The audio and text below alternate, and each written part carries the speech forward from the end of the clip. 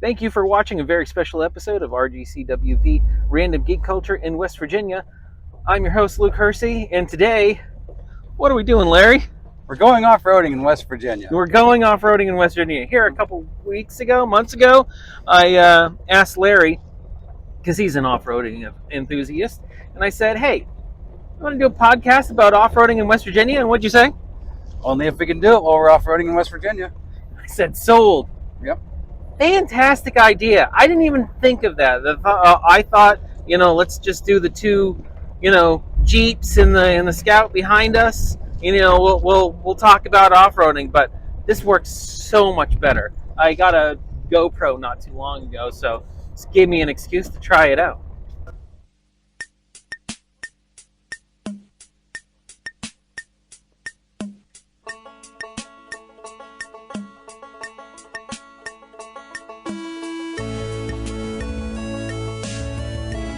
So, that's what we're going to do today. We're going to do some off-roading in the hills of West Virginia. Larry lives in North Central, and so there's a lot of hills, a lot of trails to be had around here. There's a lot of stuff pretty much everywhere that you can think of in West Virginia. We are not off-roading currently. Currently, we're on... it's not exactly a goat path. It is a tarred road, but it does. You go one side or another. There's we are going off road. We're gonna get up there in the hills a little bit. Yeah, we are gonna get up in the hills. I picked out 3 very approachable off-road trails. Right, they're all county roads that have just been worn out or used by Jeeps and side-by-sides, other off-roaders, but quote-unquote decommissioned. Yeah. There's been a push in West Virginia to open a lot of these roads. Like they just started a law that you can't gate them off. Like a lot of property owners would gate off the county roads because they didn't want people on their property. But they're fighting against that now and stuff. So if you don't use them, you're gonna lose them, right? Right. So we're going to. They're technically county roads, right? But they have become in disrepair. Right. There's no maintenance on them anymore. Right. There's fine. A lot of these trails that they'll keep fairly passable for like fire stuff. Right. If there was a brush fire, they still want to be able to use these roads to get to a fire. So they will come through, and if there's a road slide or where landslide where it falls, they'll come through and clear that out and move it out. But again, most everything we're doing today should be accessible by anybody with 4-wheel drive and a little bit of clearance and some decent tires. Now, what do you think about like my Subaru? It's an all-wheel drive. Yeah. Do you think it would have any problem? Some of these, yes. We're going to get into... You'll see some spots where you'd be like, yeah, I don't want to take my Subaru through that. The adventure car thing is getting pretty big. Like, it's getting pretty popular. Yeah. So where, like, the people lifting Subarus and stuff, they just kind of had to figure it out on their own, right? But now there's actually an aftermarket for that. Yeah, I saw online that there was actually kits for my model. Yeah. And for a lot of the, like, fire roads and back roads and stuff, you're going to be fine. You're going to be fine, but there's some stuff we'll go through today. You'll be like, yeah, I don't want to take my Subaru through that. You might. I don't know. Anything's an off-road vehicle if you try hard enough. That is very true. Now, obviously, tires. Tires is a no-brainer. You want off-road tires, but what about other things that you consider? Like if I were to, convert my Subaru. Okay. I mean, what are some other things like? Well, strut, sway bars. Let's start with the tires, right? Okay. So you have street tires, and I actually saw a Jeep on one of the trails I'm going on today that had street tires on it yesterday. Okay. Now it's a Jeep that sits a little taller. It's got 4-wheel drive, and it was doing just fine. You have your all-terrains, which aren't quite as aggressive. but that's what we're on today, is just all-terrain tires. They're nice for being on the road. They're nice for doing some off-roading. You got mud terrains, which is even more aggressive than that, and they can howl a little bit on the road and be a little bit noisy. But one key thing is you just want to air down a little bit. You don't want to run full air pressure like you're going down the highway when you go off-roading. Okay, yeah. So like I generally run these tires at like 20 to 25 psi, and we're aired down to like between 10 and 15. Oh, okay. Right? Currently we are? Currently. Okay. Yeah. It gives you a wider footprint. It's a nicer ride for one thing, and it's not as hard on the equipment, and it doesn't take much effort. Letting air out of your tires is pretty easy. And so that's where I'd start, right? Okay. Sometimes people are stuck and all they got to do is let a little bit of air out of the tire and get enough traction to get where they're going. Right. But the sway bars are disconnected on this. I did see that one of the things that they were talking about online for my specific model is it actually has, decent sway bars, but what you want to do is put in a quick disconnect for when you are off-roading. Yeah, I didn't know they had those for Subarus. Yeah, they do. That's a cheap, like less than $100 upgrade to give you a little articulation, a little more flexibility on the trail. And yeah, I disconnected these before you got here today. I saw them talk about articulation, but I had no idea what they were talking about. Oh, okay, that's just your ability of your suspension to flex and move. Oh, okay. Stuff, right? You got a sway bar. A sway bar is fighting everything you want to do, right? Like you want that axle to move and go over things. So it doesn't it doesn't allow me to sway. It prevents me from swaying. Right. Like if we you can't feel it on here because we're on a dirt road, but if I was on the road and went back and forth, this thing's going to lean all over the place because there's no sway bars on it. Right. Okay. Yeah. What about shocks though? You'll get all kinds of opinions about shocks. Most any shock's gonna be fine. Like you lift your vehicle, you're gonna want to get a longer shock, right? But you can run anywhere on the gamut of shocks. You can buy shocks that are $75 a piece. You can buy shocks that are $7,000 a piece. I mean, one of the things you don't want to run into is some of these higher end shocks, King shocks and Fox shocks and stuff that are for off-roading. They'll buy these like $2,000-$3,000 shocks, sets of shocks. They need rebuilt on the regular, right? They like you use those for a year or two. You got to send them back to the manufacturer, have them rebuilt. They're not meant for daily driving. They're meant for racing. So sometimes less modifications are better, right? Like this Jeep's super simple. We got a little bit of lift. We got some tires. We got a winch. Right, there's nothing super race car on this. What exactly are we driving today? This is a 2004 Jeep Rubicon. It's got about 117,000 miles on it. It was my neighbor's Jeep, and I bought it off of him, and it's just been immaculately kept for its whole life. There's not a whole lot of cleaner examples than this one. And you'd think it was a sin if we saw we were out off-roading it. I mean, if I were to look at it, I would not think that this thing is as old.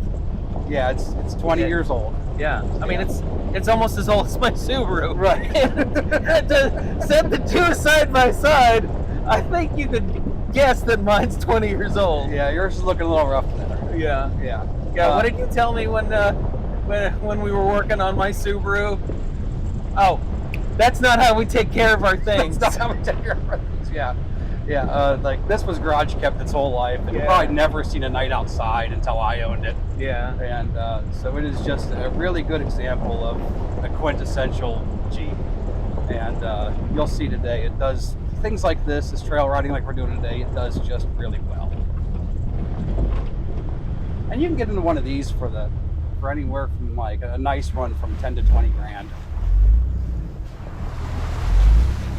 You see how fast our county road turned into a county trail. Yeah. Yeah. I'm already thinking that my Subaru could do this. I think your Subaru could I handle think it could do fine. There's some rough spots. They came through and logged out up here, and the road's washed away, and it gets a little rough up here. It used to be you could just go through here to passenger car maybe 5-6 years ago, but recently it's really kind of fallen apart. Well, we've had some other things to deal with.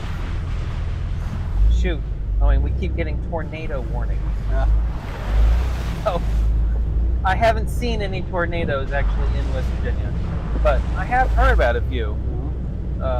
Like they had one spotted down in Charleston here a couple of weeks ago. Gosh, these are the kind of views that you just don't see if you don't go off-roading. Yeah, where do you see where we are? You're going to get a kick out of this.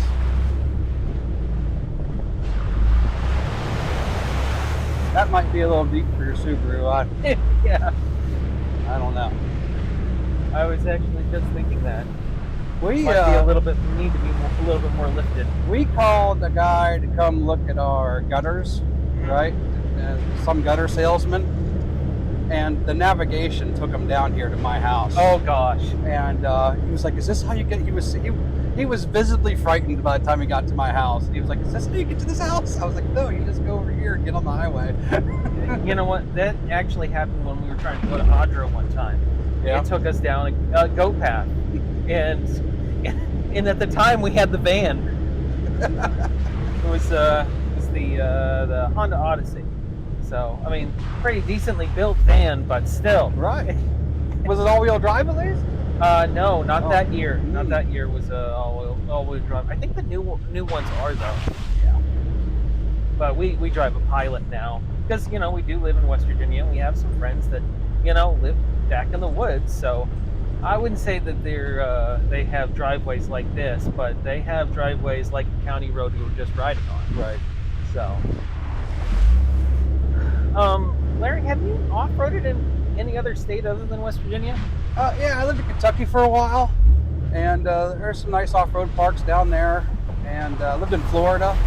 Florida off-roading is a whole different thing, because it's just dead flat, and it's a lot of sand, and they have these big mud pits where they have parties and all these giant mega trucks and side-by-sides, and there's bikinis and booze, and it's very Florida. It's very Florida. It's the Florida you always hear about in the news. Yeah.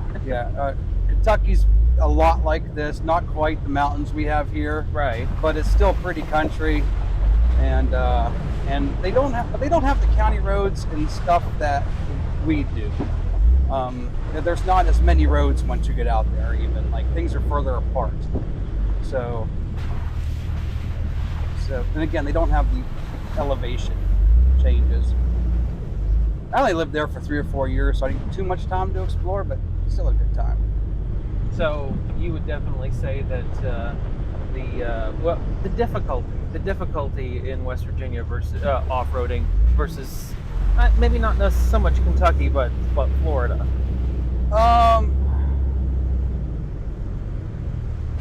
Yeah, I don't know. I mean, you could find, in Florida it's mud, and mud can be difficult, very difficult. But they're not, and they have rock crawling and stuff, but they build their own rock piles, right? They just have construction equipment build obstacles, right? So you can find stuff. I mean, and then if you go out west, you got Moab and stuff like that. That's all really difficult. You need some, you can use some really heavily built rigs out there. You don't necessarily need that here. It's just nice, low speed thrill ride. You know where we are? Oh my God! I was gonna say, wow, those falls look beautiful and almost familiar. Yeah, we're on the back side of Valley Falls. That's awesome. Yeah.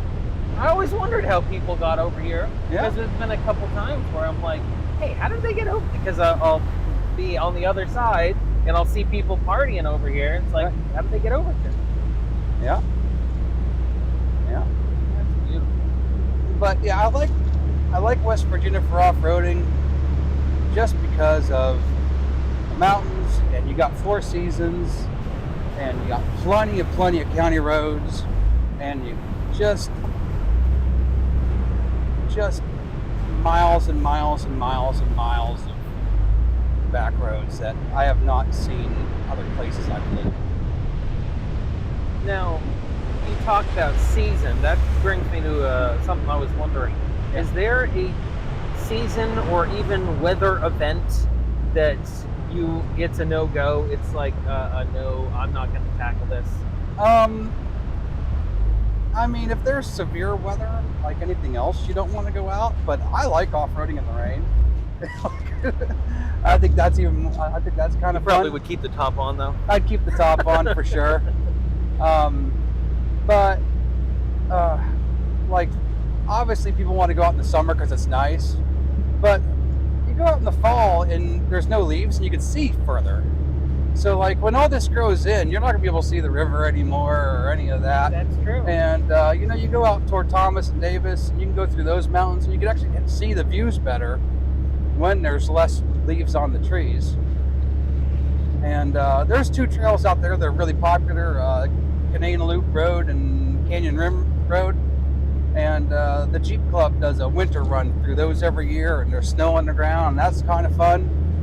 But yeah, there's no real weather that keeps you back. Of course, they each have their own difficulties and problems. But have you ever done any of these trails when it's been like 6 inches of snow? No. Would you? Yeah. I'd bring a friend. Which is a great tip. Bring a friend. Yeah. If you're trying one of these trails for the first time, you need to bring a buddy. These are trails I'm pretty familiar with. Buddy for conversation or buddy to clear out stuff? Yeah, something to tow you out of a predicament if you get. So literally talk him off the cliff. Right. Yeah. Yeah. But these trails here, I've done enough that I'm comfortable coming out here. A lot of times when I used to work in Fairmont, if I was late for work, I'm like, well, I'm already late already. I might as well go off-roading. Yeah, your Subaru might have a hard time with this, yeah. Through here. If I lifted it, then I probably would be able to do it. This right here, yeah. There was trees here, and they logged all this out. Oh, right. Okay. It's growing back now, but when they did, they really did a number on this road. And for years, there was an old man that lived. We passed his place already. Lived down here, and he passed away 2 or 3 years ago. But he fought to keep this open. I think the county wanted to close it, and he fought and fought to keep it open. Oh, you know what? 4-wheel drive might actually help here. And he fought to keep it open, and he passed away, and now his son has fought to keep it open. So as long as it's open, I'll keep using it. I really like hearing stories about that. I mean, it's just like something as simple as Yans in Fairmont. Right. I think it's his daughter. I think it's his daughter that runs it now. Right. But after I think his name was Yan. Yeah, that's his last name. Yeah. After he passed, people were actually concerned that they were going to close down Yans, and his daughter was like, you know what, I'm going to go ahead and open this back up, and my gosh, that place still has the same feel. Just not the old man yelling at you saying no ketchup. Yeah, I haven't been there since he passed away. Oh man, I've been in there a couple times. She's nice. She's pretty decent, but I mean, everything tastes the same. That's good. Yeah, that's good. I will say I'm a sucker for Yans, because I mean, gosh, there's a million hot dog stands in all of North Central, but in the bunch of hot dog sauces, but Gans is special. It's different than all the other ones. What's the other one over there on the other side of Fairmont? Woody's. You like Woody's? Yeah, Woody's is all right. Yeah. If I want a slaw dog, I'll go to Woody's, because they have really good slaw. Because there's a bunch of other places that have slaw dogs, but Woody's has really good slaw dogs. My buddy Brian was renting an apartment over there, and we stopped at Woody's, ate a couple times. I thought it was pretty good. Yeah, I will tell you though, down in Clarksburg, I am a sucker for a Coney Island dog from T&L. Oh, yeah. I really like a Coney Island, but my wife's Cassie's grandmother, she lives down there, and whenever we go down there, she for lunch, we'll get 12 dogs. She's 80 some years old and still loves T&L hot dogs. Your Subaru would probably, Yeah, even with the lift, might have a little bit of a hard time. Yeah. I think that I would have to try to figure out how to back out of here or turn around or something. You're gonna laugh, but you have to keep in mind these are all county roads. Like they're not specific off-road trails. Like there's some up here. We're gonna go down one later. You're like, this is a road? I'm like, yeah, this is a road. This is one that the state still has on the books. Yep. But here's the funny thing. So old schoolhouse heading up here. Oh. This Accord did not get here the same way I did. Yeah. Well, I mean, we're on gravel now, so gravel roads in West Virginia is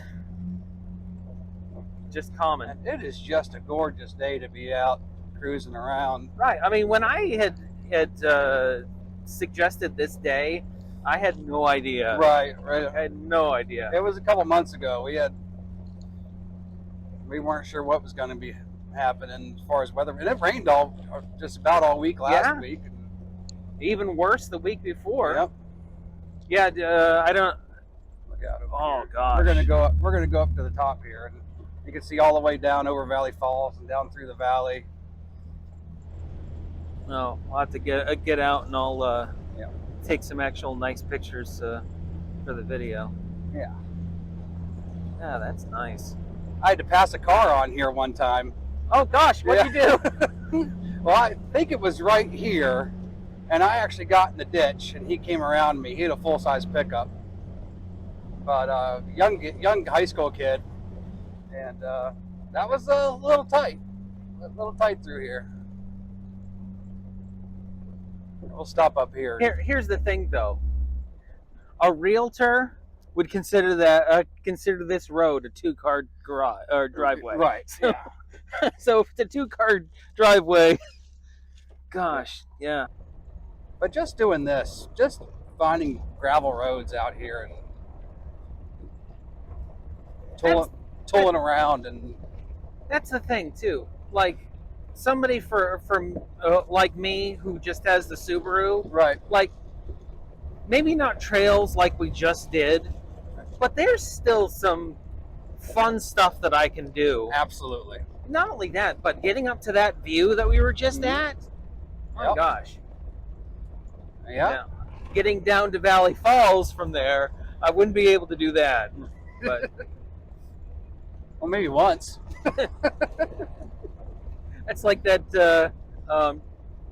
You watch the Muppets. Yeah. Okay. So the Great Muppet Caper. They're up in the balloon, and Gonzo's like, "I would like to try this without the balloon." And Kermit's like, "What? Plummeting?" And he's like, "Yeah." And then Kermit's like, "I guess you could try it once." Yeah. Oh man. There's all these little tiny churches hidden all over West Virginia. Like we just passed one when we came up to the top of that road, Rose Hill. Up by the schoolhouse. Up by the school. No, there's a schoolhouse back there. Yeah, but no, before we went down to the falls, there was one up in that corner. Okay. And then there's one on this corner, and then there's one on the next corner. There's a church on every corner. Just about. Little tiny ones. They used to set up little tiny churches in West Virginia like they're setting up Dollar Generals. Right. Not a bad way to take the back way into Fairmont. Well, I mean, shoot, especially since if you got a side-by-side and there's weather. Yeah. And the roads aren't plowed. Probably get to Fairmont better and safer going this way in a side-by-side. Yeah, side-by-side culture in West Virginia. That's a whole nother movement right there. That's a lifestyle. So what do you think about the law that they passed about ATVs being able to be on the road? I was just talking to a guy about that this morning. I had a side-by-side. I'm going to get another one, but my side-by-side was stolen right around the beginning of COVID. That sucks. We all just drove on the road anyway. I think even the law then was you can go 10 miles between trail to trail or something like that. So, a lot of these small towns, you get the southern West Virginia, the Hatfield McCoy Trail system. That's a big part of their economy. And I think they just decided that there's enough of them and there's enough economy behind it to just legalize it and let them run on the road. And they still have to put a horn and turn signals and make their vehicle street legal. Mm-hmm. And you have to have insurance and registration. And a lot of people are doing that. I'm just not sure how many people are going to bother making their side-by-side street legal to run. And not only that, but here in West Virginia, we have mandatory uninsured motorist for insurance. So, I mean, in that case where they would have an accident with another vehicle, that person would still be covered. Yeah. But I'm glad to see it. I'm glad to see that they've found a pathway to make it legal and people can get around now. You get from trail to trail without worrying about Johnny Law giving you a hard time, and people can go into town now and get gas and food without worrying too much about it. Yeah. Another law they changed that hasn't made a whole lot of waves is fender coverage laws. It used to be you needed your fender to cover your whole tire, right? Oh. On the off-road community, it's harder to run big tires, without them coming out past the fenders. Right. And this year they did away with that. So you can run a wider tire and not have to worry about putting giant fenders on your car or your truck. And I guess if you're going to have side-by-sides on the road that don't really have fender coverage at all, it wouldn't make sense to make the cars have fender coverage either. Right. But that's going to open up a lot of these guys that want to build off-road rigs with giant full-size 1-ton axles and big tires and not have to run a whole bunch of fender coverage solutions of some kind, right? Right. And you see that out west. You see all these rock buggies with giant tires or giant full-width axles where the tires stick way out. Right. You just couldn't do that here. I guess they can now. I haven't seen it a whole lot yet. Yeah. But again, they just did away with that a couple months ago.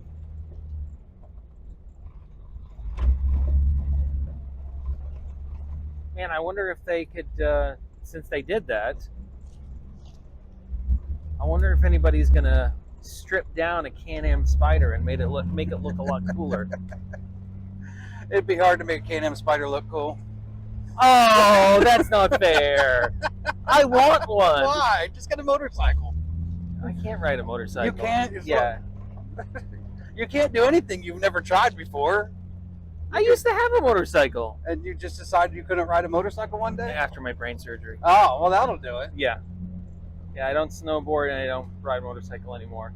And my argument for that is if you have a disability that's keeping you from being on a motorcycle, just get a Jeep. Take the doors and tops off and have some off-road capability. And once you lose the ability to lean into a corner, it kind of defeats the purpose. That's just my opinion. Yeah, no, it's fine. It's fine. It's fine. Yeah, I see. There's another church. There's another church.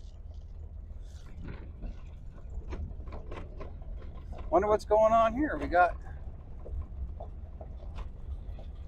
utilities. Maybe they're running cable out to your house now. Finally, they've been talking about it. They came out and measured for fiber, and then they said, "Oh, it'll be 2, 3, 4, 5, 10, 15 years." So. All right. This is the start of Trail 2? Yeah, this is the second trail.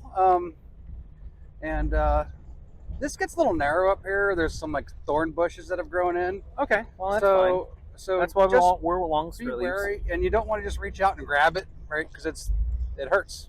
Oh, I mean, we are moving too. I mean, that's how physics work. I'll try to keep it from catching you. Like, if we have the doors on, we just roll the windows up, but that's really not an option today. But I can't remember what show that was, but they were going through a jungle safari, and there was a lion outside, and the dad was like, "Roll him up." I have no idea what this road or trail is called. Okay. I don't remember. It's off of Colfax somewhere. How'd you find it?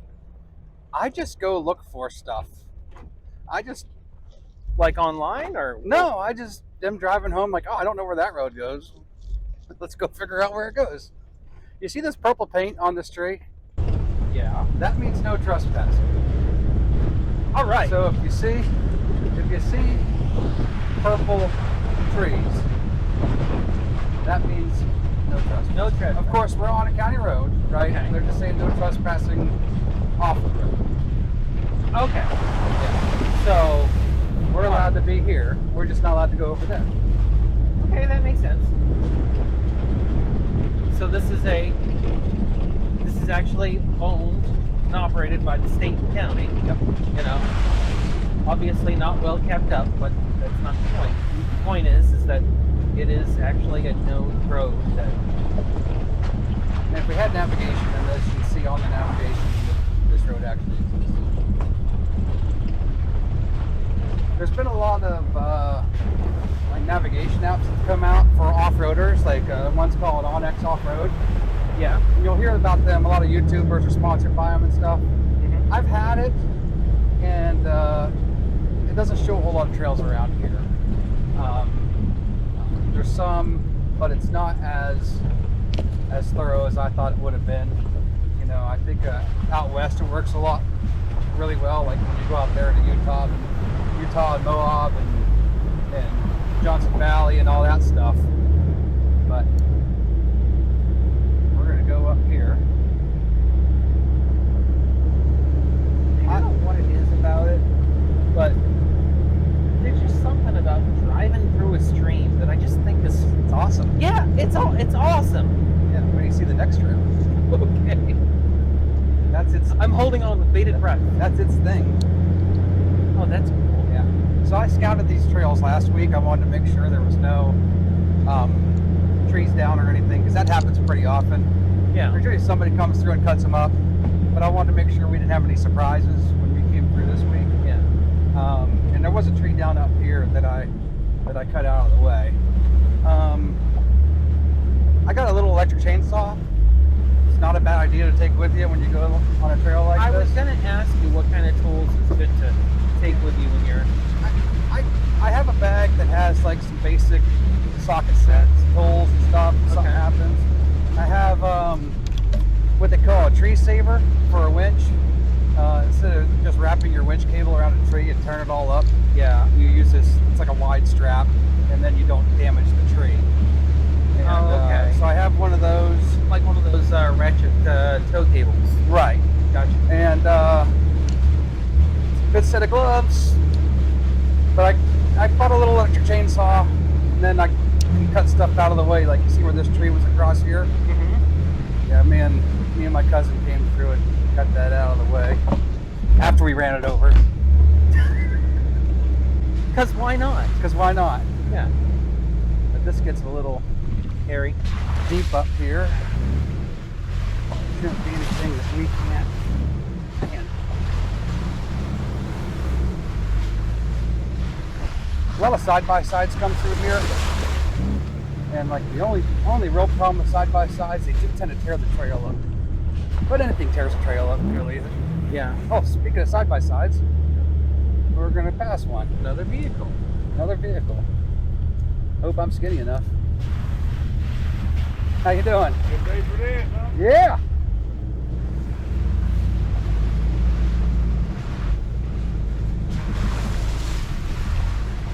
You know, I just thought of a good question. So, most people you meet on off-road, pretty friendly. Yeah. Everybody's out here having a good time. You know, as long as you're somewhere you're allowed to be, you don't want angry landowners coming up on you.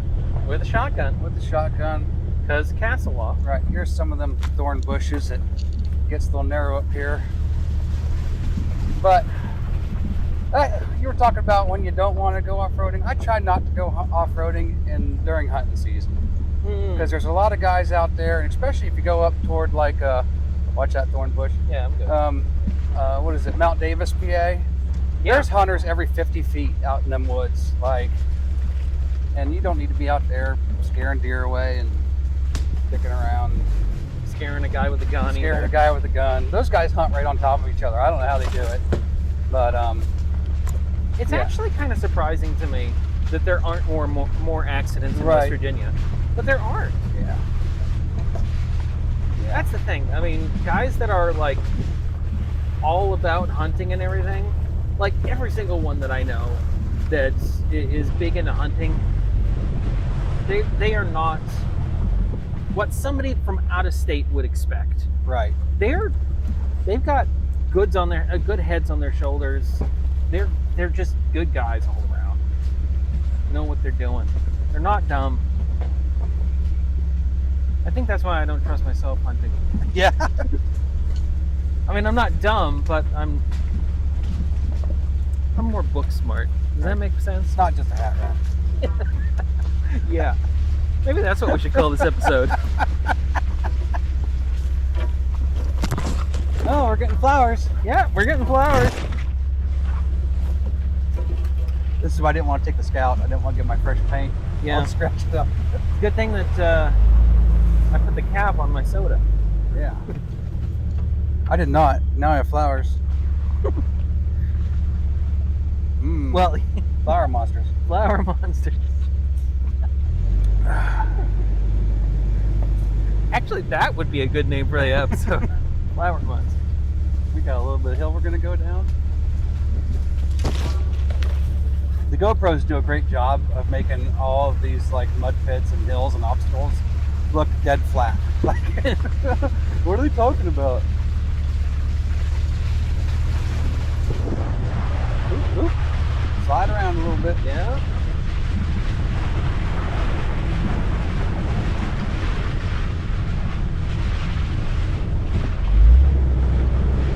We're following the Tiger River here. You see it down there? That's kind of That's kind of been the theme of the day. Is we've just been following the Tiger River kind of the whole way into Fairmont.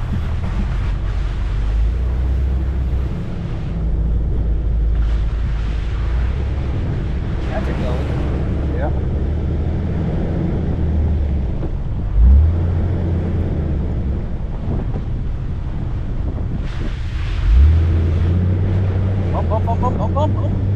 So you were mentioning your winch a moment ago. Yeah.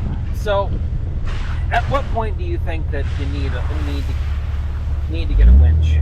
There is an art to winching that I don't understand at all. Some guys have very specific rules they follow about how they do, and I'm like, if you're stuck, you need a winch. If there's a rollover, or if there's if there's not a rollover, if there's a chance you might roll over, you crawling up a hill, you might want a winch just to keep yourself rolling over. Mm-hmm. I have switched all my winches over to synthetic line from steel cable. Okay. It's a lot lighter. If it breaks, it doesn't come back and smack you in the face with a steel cable. With a steel cable, yeah. Right? The steel cables, they have these weighted. They're like, I don't know what they call them. It's like a weighted blanket. You put it on the cable, and then if the cable breaks, it kind of helps that just fall to the ground and not come back and hit you. But I've seen pictures and videos of winches breaking and coming through the windshield and hurting people. Oh, God. Even worse.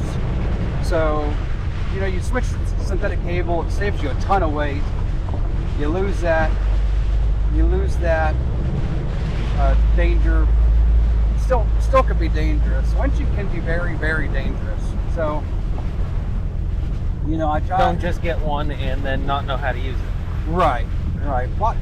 Watch some videos and tutorials. And there's good information out there. I'm not a good source of that. I will say, if you get synthetic line, probably want to keep a winch cover on, or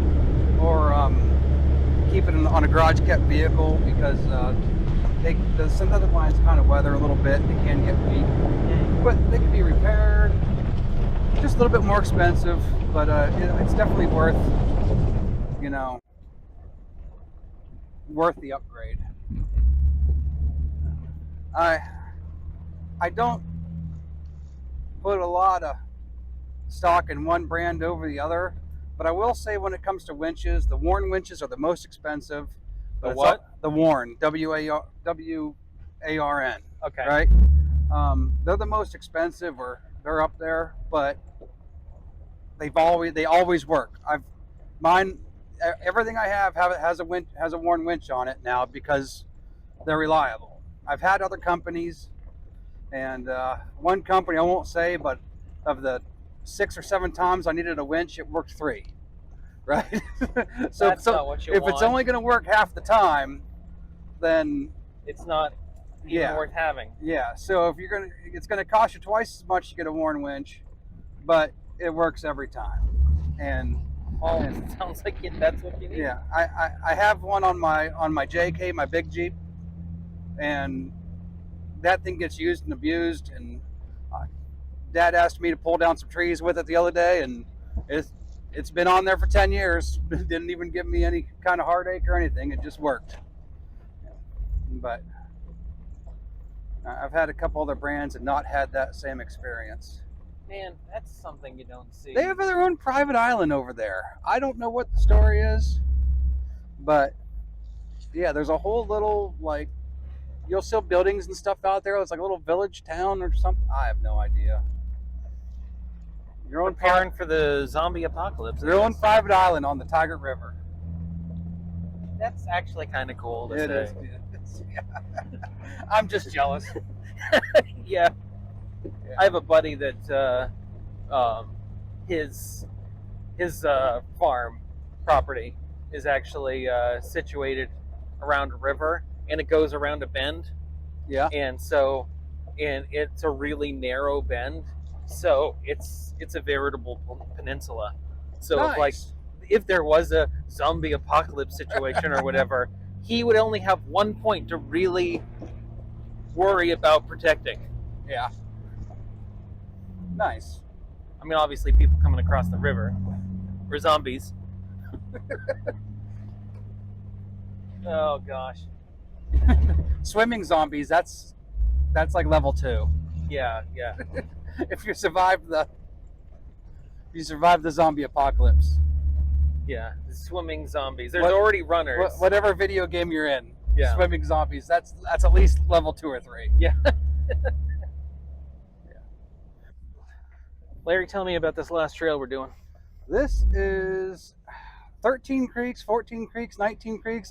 Some number in creeks. Something creeks. Okay. Mudlick Run Road, which is fun to say too. Mudlick Run? Mudlick Run Road. Awesome. Yeah. I love the name. And it's pretty neat. It's one of my favorites. And if we had something a little more aggressive than this Jeep, maybe a side-by-side, there's a trail after that called Pete's Knob that it kind of runs into. But that's a tale for another day. Okay. But so I was wondering, what's your favorite trail in West Virginia? Oh, I don't know. I like the Valley Falls Trail because I live right next to it. Well, yeah. But that, I don't know. I think maybe this next one, it's up there too. They're just really short ones. I like something I can not work too hard at, right? I can just, on a whim, say, hey, you know what? Let's go get muddy. Have you ever done Hatfield McCoy? Yes. It is awesome. It is awesome. Don't worry about owning a side-by-side. Okay. Rent one. Okay. It's not going to be cheap, but it's less expensive than owning one. We're going in 2 weeks down there, and we rented one for $1,500 for 3 days. It's about $500 a day. I mean, you're gonna spend more than that going to Disney. So absolutely. There's a couple resorts we like. We like the Twin Hollow Resort. We like Devil's Backbone Resort or something like that. Yeah, I think that's what it's called. And that's where we're staying at this time. It's awesome. Just thousands of miles of trails and side by sides, and get a cabin. Spend the money, get a cabin. It's just great. It's just great. I try to get down there once a year. So, if money was no object, what off-road vehicle would you get? That is a tough one. I like old 4x4s, right? And none of those are very expensive. So I wouldn't just have one like off-roader, right? Like I'd have to have like a Defender 90 and like a old Land Cruiser, old 4Runner, a couple Jeeps, like a Jeep of every generation. Right. I always wanted a Scout, and I built my Scout, and it's done. And the problem with, like, looks you're saying, fantastic. If you're talking about money's no object, well, I got so much into that Scout, and it's so nice. I don't want to off-road it. I don't want to get it scratched up, right? It's on leaf springs. It doesn't ride very nice. So, like, this is we'd be tired already off-roading in the Scout. I mean, it beats you up pretty good. But it's a blast to drive, and I built it for roads like this. But again, it's now that it's done, being on leaf springs, it rattles pretty bad, and but I do really enjoy it. And again, I just finished that like last year, so it's really new to me, and I haven't really. I took it down Valley Falls Road for New Year's Eve, and that was nice. It handled it pretty good, but again, I got a couple shows to go to this year, and I don't want to get it all scratched up and stuff yet. This house burnt down. Yeah. This guy down here has all kinds of chickens and goats and all kinds of fun stuff. We got some chickens. Yeah. We like them. Puppy dogs, and square body Chevys, and four-wheelers, and old vans, and turkeys. Ducks. Zero ducks. I don't know what that is. It's looking at me though. They're old BMW.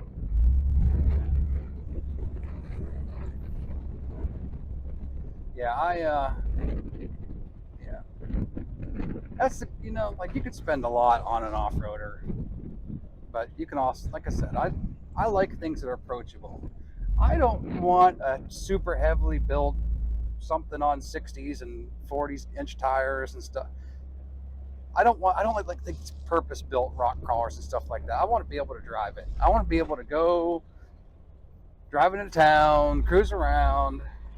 If I got a trailer there, then it's too much, right?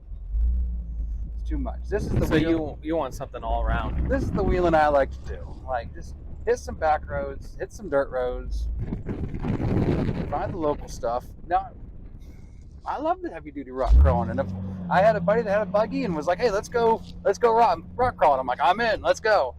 But I like to just explore back roads in West Virginia. Follow all these creeks. So this is 13 Creeks. You see if we can figure out why you call it 13 Creeks. Well, there's one. That one doesn't count because it had a bridge. Are you saying that we're going to actually go through the creeks? Yeah. Yeah, the creek just winds back and forth across the road several times. And people just drive through it. Like, that's how they get home. That's awesome. I like that. These first couple, they put culverts in because enough houses are here. Yeah. Man, I want big rocks in my yard. That is a monster. That is a monster.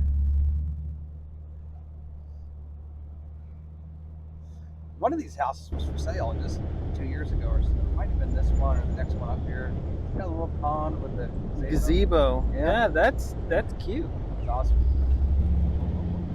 I always see side-by-sides on this road. It's very popular in the with the side-by-side groups. This guy built his driveway to go around the river or creek.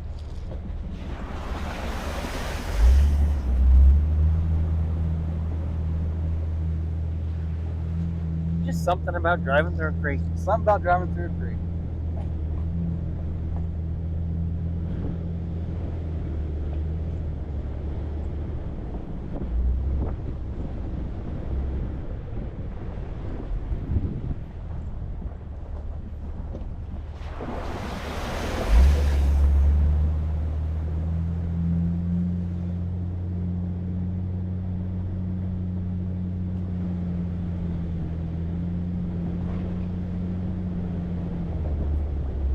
That's fixer upper. Yeah. Wait, which one? The one that's fallen down. There we go again. Yeah. I've counted them. There's nowhere near 13 of these. But it rolls off the tongue. That's what they call it. Please slow down. Kids ahead.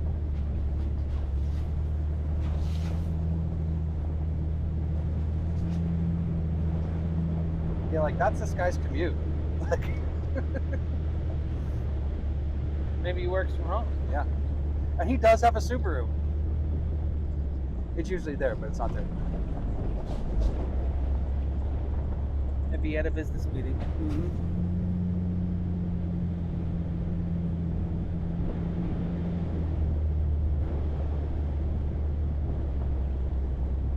Hey Larry, there's something we haven't done yet. What's that? Geek outs. What's that? Geek outs. What are we geeking out about?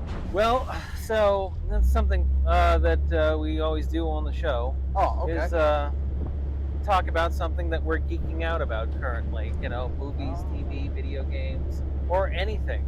You know, that something's coming out and it's like, oh man, I can't wait till that thing comes out. Or something we're playing. It's like, oh man, this has been great. What have you been geeking out about lately? Oh man. You think about that one for a minute. I've been really busy trying to get the Scout done for summer, and it didn't have dome lights, right? Mm-hmm. And getting in at night, you couldn't see anything. And I made a wiring harness and everything, so now when you open the doors, the lights come on, and that got me so excited over something so dumb. Like when I open the doors, the lights come on. It just blows my mind. How many creeks is this?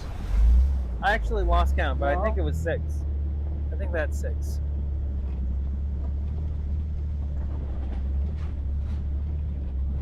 And then we get off that road onto this road. So I told you that I watched the Fallout show, Uh-huh. and it's fantastic. I keep hearing that. It's But- on my list. I wouldn't say that that's necessarily my geek out. Yeah. My geek out is since I watched the Fallout show, I decided to play Fallout. Which one? Now I like 4, but the next gen update is coming for Fallout 4 here next week. So Good. I booted up 76, and Okay. 76 takes place in West Virginia. Yeah. And you know, the roads and everything are all beat up, and it's all back road stuff. You know, you're trekking around. So, to tell you the truth,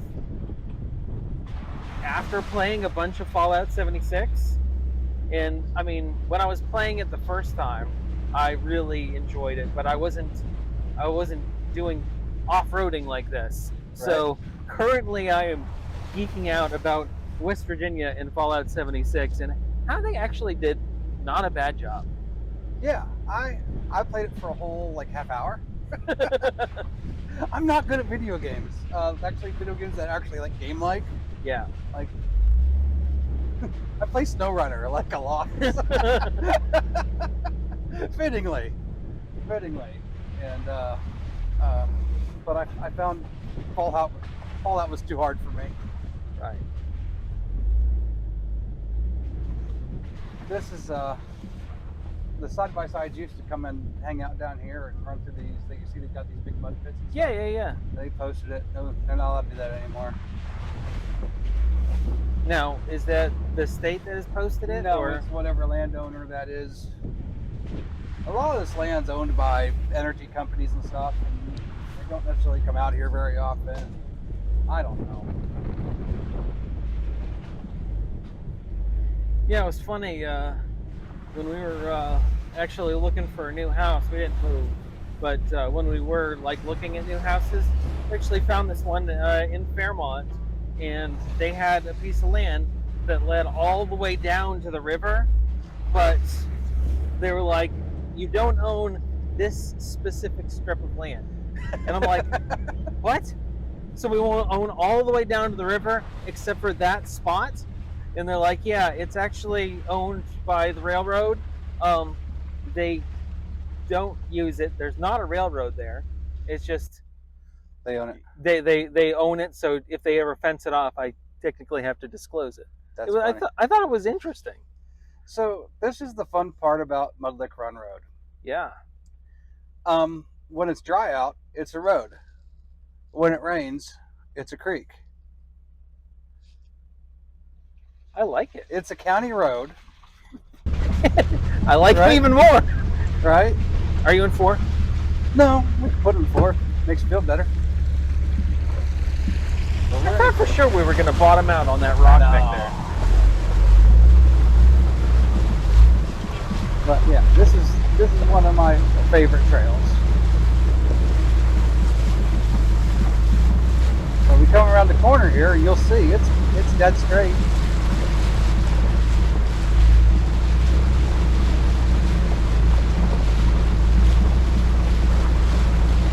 Thank you for showing me this, Larry. You're welcome. Thank you for coming with me. This has been fun.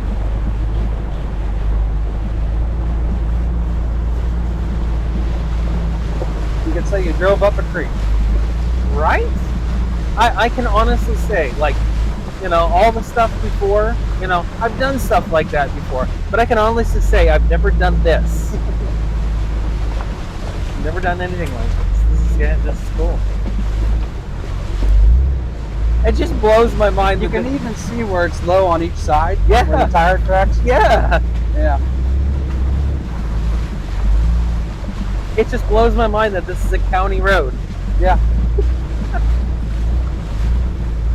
Last week we had a lot more rain. We came through here. A lot deeper? It was a little deeper. Was it coming in? No, nowhere near that. Have you ever gone that deep?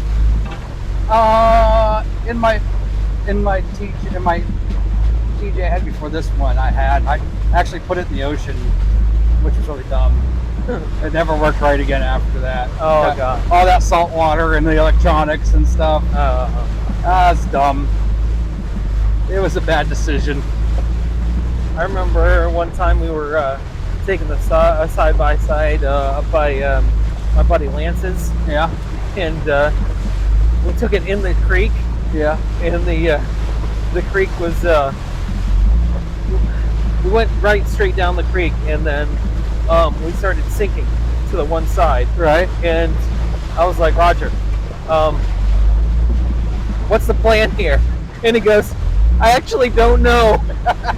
And I'm like, okay, well, that area over there to the left looks a lot less dark than over there. You're gonna have to pull it out no matter what. We might as well try to get out without having to do that. And he goes, sounds good to me. And we did get out. We were able to drive right out of there. That was a sandbar type of area. I did have my side by side pretty deep, but those, you know, you don't have to drive your side by side to work the next day. You know? Yeah. You can see where other vehicles, like up the top of that rock. See where the yeah, it's scraped up.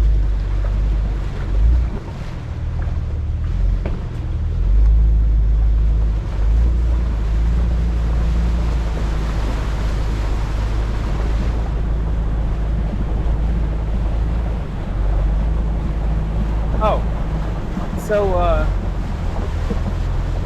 did you know Blue Oyster Cult came out with a new album? No. Yeah, it's not good. It's not good. Oh, I thought there was a... No, there's not a joke. It's not a joke. It's not good. No. Yeah, I listened to the whole thing, gave it a chance. In here, we have the factory radio, which is years and years before Bluetooth. Mm-hmm. So if you want to listen to music, we have to use the old CD case. Oh my gosh. And go through all the old albums. I haven't seen any of these. How's that for nostalgia? Any of it? I haven't seen one of those in forever. Yeah, so that's all. Of course, they're all early '90s CDs or early 2000 CDs. But yeah. Well, I mean, if we're going to be honest, I mean, my Subaru, I don't have anything like that. Yeah. So I actually have a radio transmitter in my car. I got one of those, DC, cigarette lighter transmitters.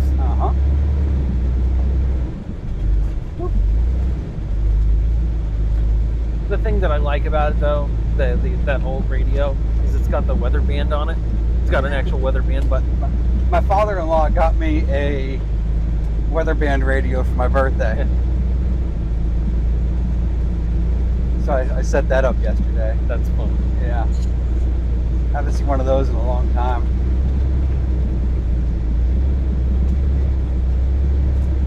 Coming up out of the creek. I don't know about it being 13 creeks, but the fact that we rode through that creek for a good 5 minutes, I'd say it counts. Yeah. We got some pretty deep little mud holes up here. Not too deep. Big rock to crawl over. I don't know, that one over by Valley Falls is pretty deep.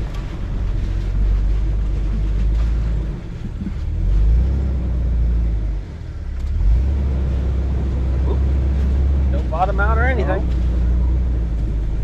No, yeah. A TJ with a 2-inch lift and 31s or a 4-inch lift with 33s. That's about all you need. You don't even need that much. Here's a question. Bottoming out. Yeah. How would you fix that? Well, if you got high centered, yeah, you just use your winch, I guess.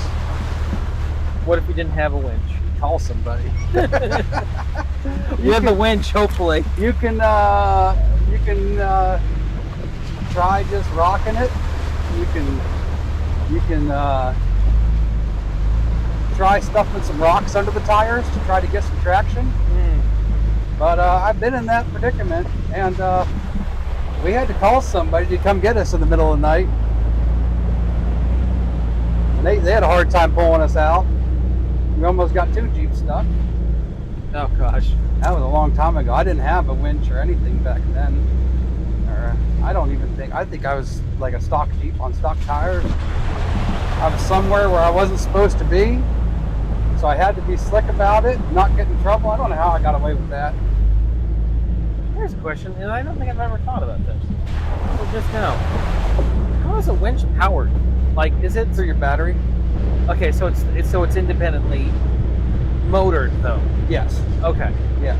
There are older winches that are PTO driven, right? If your Jeep's old enough to have a PTO, right? What does that mean? Power takeoff. It's like it's powered by your engine. Okay, yeah. Okay, like a tractor has a power takeoff. Okay, yeah. And like some really old flat fender Jeeps have that. And they had winches, but that's practically unheard of anymore.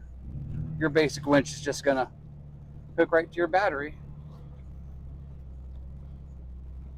you want to have some winch capability, even if the engine won't run, right? So it's good that it has its independent power. Electric motor. Crawling up the hill. Oh, Boom, boom. oh.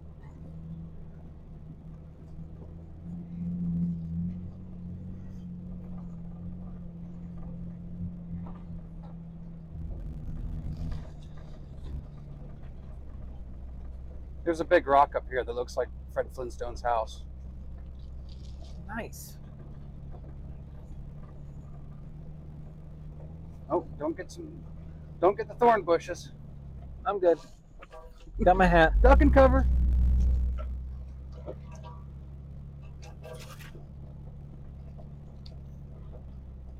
Oh, another tool I found handy to have is I bought one of those like air compressors that you just like plug a tool battery into. Yeah. And then I can air up my tires on the go, right? And I've aired up all 4 on one battery with no problem at all. But it's not a bad idea to take a tire plug kit with you and learn how to use it, so you can plug a puncture and air up if you have to. Oh yeah, that's a good point. Especially the side by sides. The side by side, we got flat tires all the damn time. You ever seen a winch that had a pump? An air compressor? Yeah.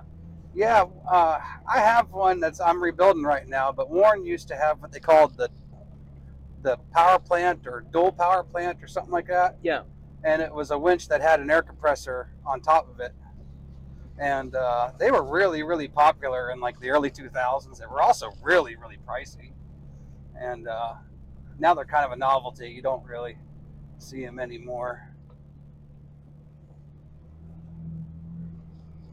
They were in all the magazines, and all the project builds had them. What do you think about buying one of those cheap like hot dogs or pancakes from Harbor Freight and just pumping it up before you go? Well, would that pump up your tire all the way if it was flat? Oh, if you just had, so there is a company that sells like an air tank, right? That you just fill up. That's that big rock I was telling you about. Fred Flintstone's house. Yeah, but there is I think it's called a power tank, and they sell mounts for it, so you can like mount to the roll bar, and that's supposed to air up all your tires and give you enough, to basically air up and repair a flat if you needed it. Again, you have a finite supply of air, unless you have a compressor. But if you're going to carry a whole compressor, I don't know. I haven't seen that done.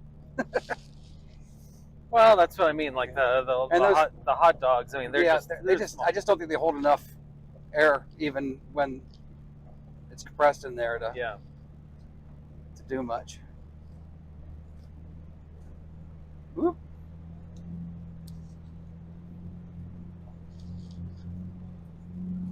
Yeah, out in Delaware by the beaches, Jeeps will go out there to fish.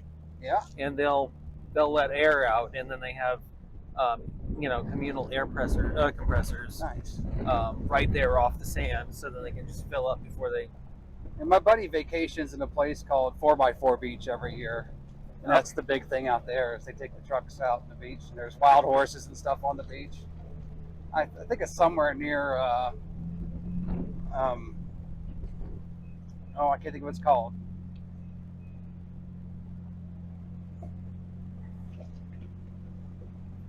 Well, there goes that thought.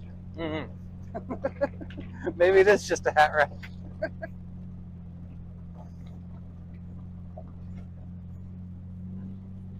You really hadn't heard that before today? I probably had and brain dumped it. Well, Luke, that's the end of trail number 3.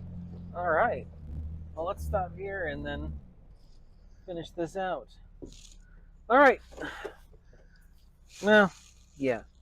This has been RGCWV, Random Geek Culture in West Virginia. I was your host, Luke Hersey, and with me today was Larry, and he took us on some off-roading trails in West Virginia, and my gosh, it was a great day. It was a great day, great weather. Good time. I hope you had a good time. Yeah, I did have a great time. Yeah. If you want to know more about your local trails, find a local Facebook group that does that kind of thing, and a lot of those guys will know where to go. It's always more fun to go with a friend, and that's how you find things. Good to have somebody to back you up and talk you off the cliff. Right. Right. Well, that can backfire because sometimes these guys get big egos and they're like in a group and they're like, "I'm going to go through that giant mud hole," and then hold my beer. And then we're towing them home. Yeah. And, that's no fun. Yeah. Well, so kind of fun.